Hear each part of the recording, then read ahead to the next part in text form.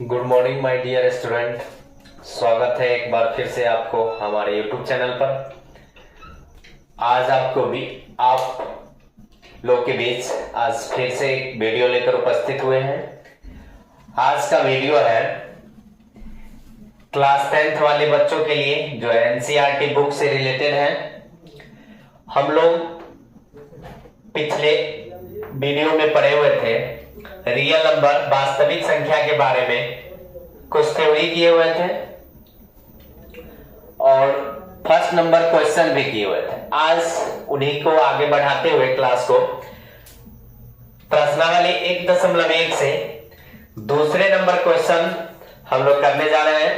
Question है हमारा, दर्शाइए कि कोई भी धनात्मक विषम पूर्णांक 6q+1 या 6q+3 या 6q+5 के रूप का होता है जहां q कोई पूर्णांक है। इस प्रकार क्वेश्चन है कि दर्शाइए, मतलब सिद्ध करने के लिए कह रहा है कि दर्शाइए कि कोई भी धनात्मक विषम पूर्णांक जो है 6q+1 किस रूप में 6q+1। आपको क्लास स्टार्ट होने से पहले हम लोग बताए हुए थे फर्स्ट क्लास में कि अभाज्य संख्या, सम संख्या, विषम संख्या, भाज्य संख्या, परिमेय अपरिमेय के बारे में जानकारी दिए हुए थे। देखिए विषम पूर्णांक है, विषम संख्या के बारे में है, तो इस तरह हम लोग देखेंगे और इसको चलिए हम लोग सिद्ध करते हैं। आते हैं अपने क्वेश्चन के सॉल्यूशन पे। चलिए देखिए इसको हल करते हैं।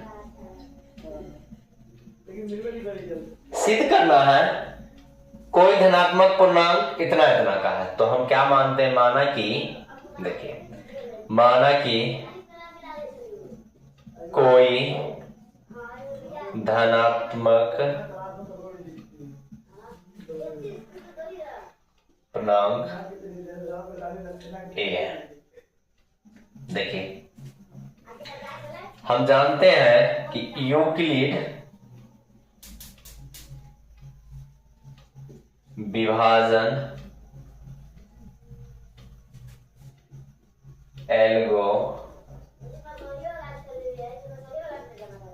एल्गोरिथम से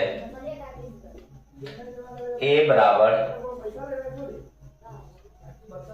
BQ+R, जहां क्या है B जो है R से बड़ा है और R जो है 0 के बराबर या तो उससे बड़ा है। तो यहां देखिए 6q+1 है, तो हम क्या करते हैं, B का मान B बराबर 6 मान, क्या कर रहे हैं, B बराबर हम 6 मान ले रहे हैं। B बराबर हम 6 मान लिए। अब देखिए क्या कर रहे हैं, यहां पे R का वैल्यू है, क्या है, B से छोटा। R का जो मान होगा B से छोटा, तो B हमारे पास 6 है, तो R का संभव मान 0, 1, 2, 3, 4, 5 तक रखने पर। अब देखिए हमें R का जो मान है, संभव मान क्या क्या हो सकता है, 0, 1, 2, 3, 4, 5। B से छोटा हो गया क्योंकि B हमारे पास 6 है, 6 माने हैं, तो इनसे छोटा हो गया 5, 4, 3। अब हमें कह रहा है, यहां दिमाग लगाइए एक चीज और, विषम, अब बताए हुए थे आप लोग को या जानकारी है, विषम संख्या कौन है, यही है। तो इतना हमें निकालने की जरूरत भी नहीं है। हम क्या करते हैं, हमें विषम चाहिए, तो हम क्या कर रहे हैं, यहां देखिए जब R बराबर 1 हो, क्या हो, जब R का मान 1 हो, तो यहां देखिए A बराबर BQ+R। देखिए 6q+1 हो गया। जब R 2 ए बराबर बी क्यू प्लस आर, ए बराबर 6 सॉरी, अब फिर हम r का मान 3 ले लेते हैं क्योंकि हमें विषम सिद्ध करना है। तो 3 एक विषम संख्या है, तो देखिए 6 प्लस 3, इस प्रकार यह भी हो गया। अब देखिए जब r का वैल्यू कितना हो, जब r बराबर 5, तो a बराबर कितना हो गया 6 प्लस 5। अब देखिए यही हमें सिद्ध करने के लिए कहा गया था कि अतः कोई भी धनात्मक विषम पूर्णांक इतना इतना के रूप का होता हो गया ना। देखिए आप यहाँ पे देख पा रहे होंगे 6 प्लस 1, जब r का वैल्यू 1 रखे हैं तो क्या आ गया 6 प्लस 1, 3 रखे हैं तो 6 प्लस 3, 5 रखे हैं तो 6 प्लस 5। अब यहां देखिए आप एक चीज देख पाते होइएगा, अगर हम a बराबर बी क्यू प्लस आर का मान 0 रखते हैं तो क्या हो रहा है 6, जो क्या हो रहा है एक सम संख्या आ जा रहा है। तो हमें ये तो चाहिए नहीं, हमें क्या चाहिए विषम पूर्णांक। तो इस प्रकार हम कह सकते हैं अतः कोई भी धनात्मक विषम पूर्णांक 6 प्लस 1 या 6 प्लस 3 या 6 प्लस 5 के रूप का होता है। देखिए इस प्रकार यह क्या हो रहा है 6 प्लस 1, 6 प्लस 3, 6 प्लस 5 के रूप का होता है। इस प्रकार कोई भी धनात्मक विषम पूर्णांक जो होगा इसी प्रकार होगा। अब देखिए सम के लिए क्या था, देखिए यहाँ एक क्वेश्चन और आएगा यहाँ सम सिद्ध करने के लिए। तो देखिए सम संख्या में 0 रख देंगे, 2 रखेंगे, 4 रखेंगे तो क्या हो जाएगा, देखिए a 6 प्लस 2, देखिए इस सम संख्या में हो गया। अब हम लोग अगले क्वेश्चन पे आ रहे हैं, आप लोग स्क्रीनशॉट ले लीजिए, ठीक है। चलिए हम लोग अगले क्वेश्चन पे इनको मिटाते हैं। अगले क्वेश्चन पे आ रहे हैं, तीसरे नंबर क्वेश्चन पे हम लोग अब आते हैं। चलिए देखिए,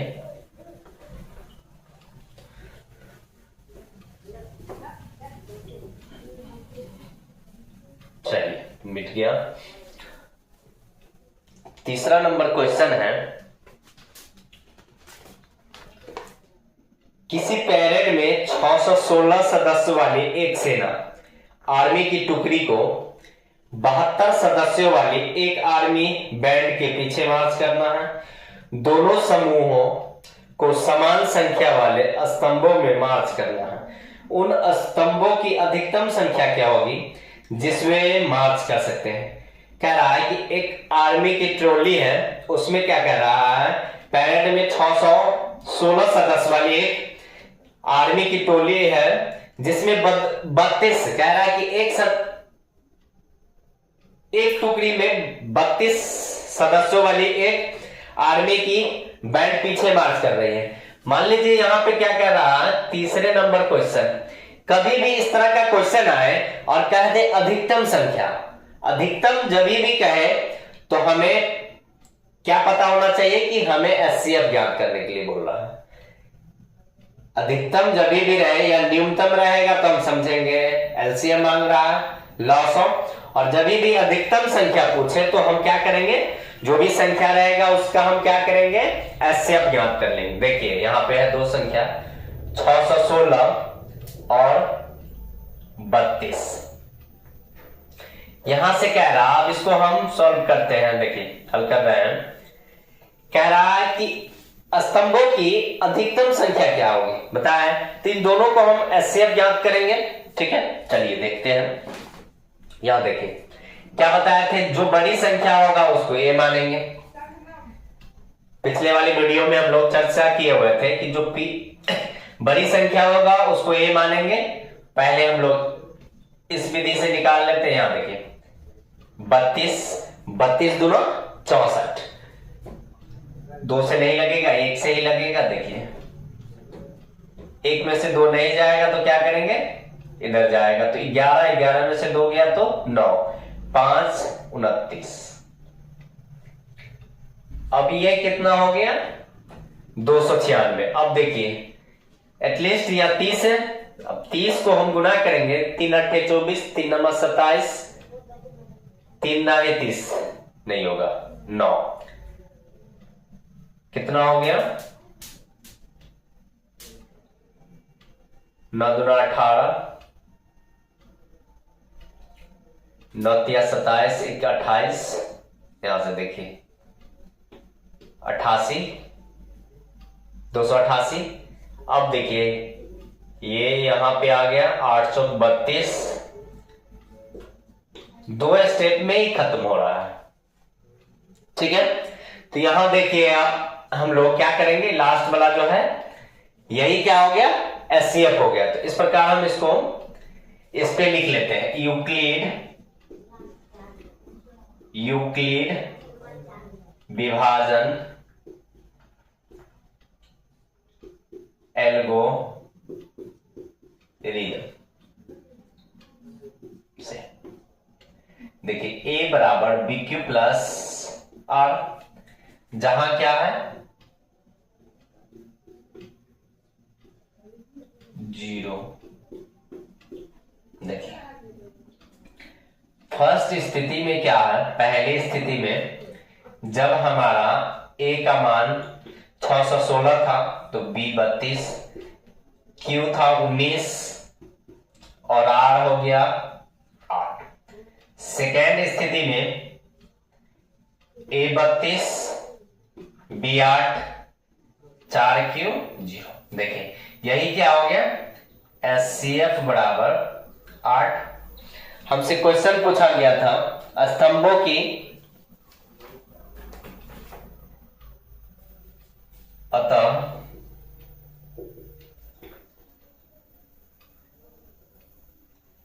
स्तंभों की अधिकतम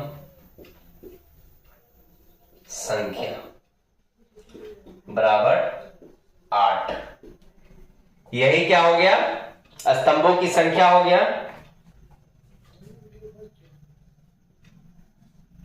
इसी में वे लोग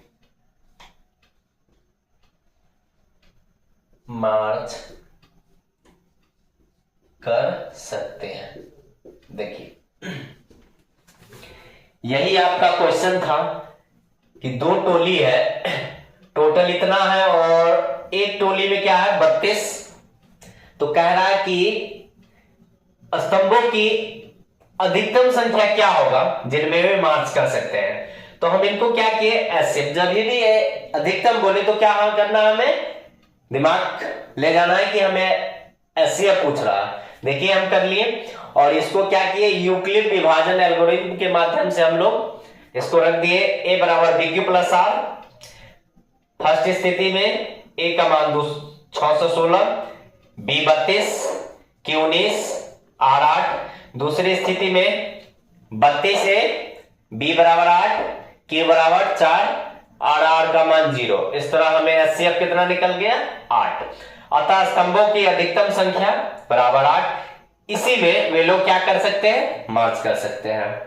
हम उम्मीद करते हैं कि आप लोग समझे होंगे, सीखे होंगे। तो अगर आप हमारे YouTube चैनल पे नए हैं तो प्लीज हमारे YouTube चैनल को सब्सक्राइब कर दे, लाइक कर दे और बेल आइकन को प्रेस कर दे। धन्यवाद, मिलते हैं अगले वीडियो में।